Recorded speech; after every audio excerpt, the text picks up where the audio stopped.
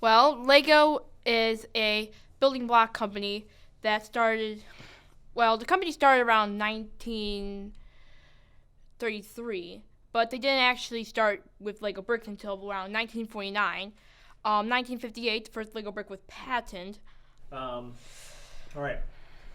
Joshua. Yes. Do you think you're different than other kids?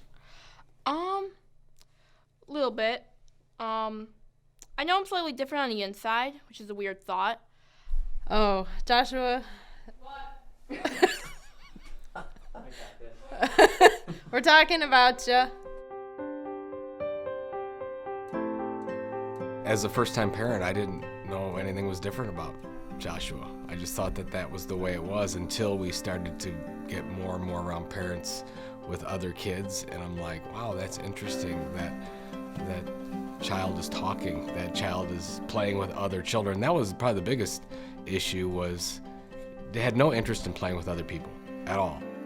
And the other thing that I probably noticed was, especially had a little stuffed baseball, and used to basically play with that baseball up and down with his hands hours at a time.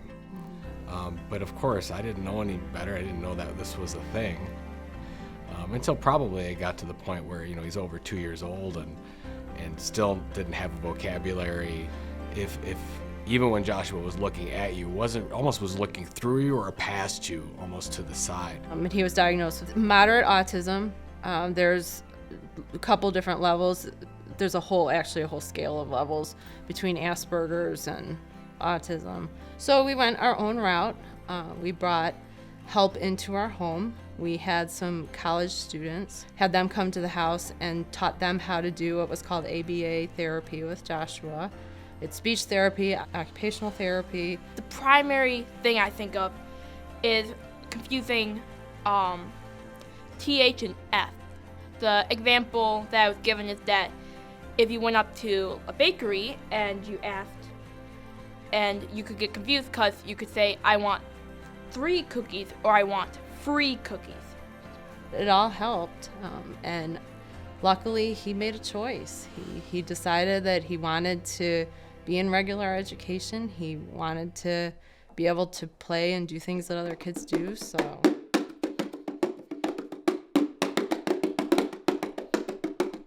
Everyone's different. They just want to be like every other kid, but they just don't follow the pack.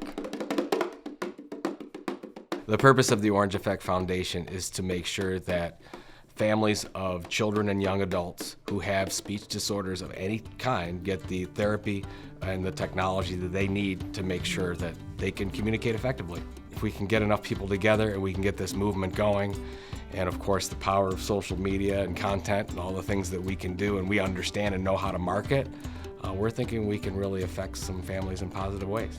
When I was younger, I used to just go there for the raffle and hope I won like the iPod. But now I go there and I see, it's so cool to just see like Josh speak in front of everyone, everyone who came to support it and have a little fun with it.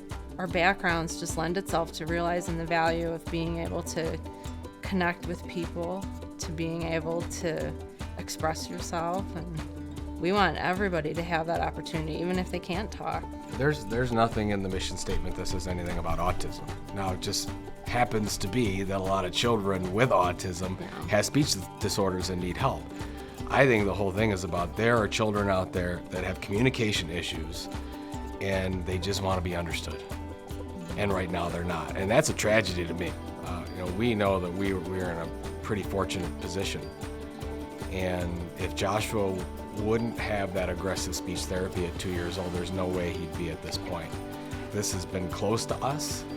Yeah, our business is around communication, but also it's affected our personal lives.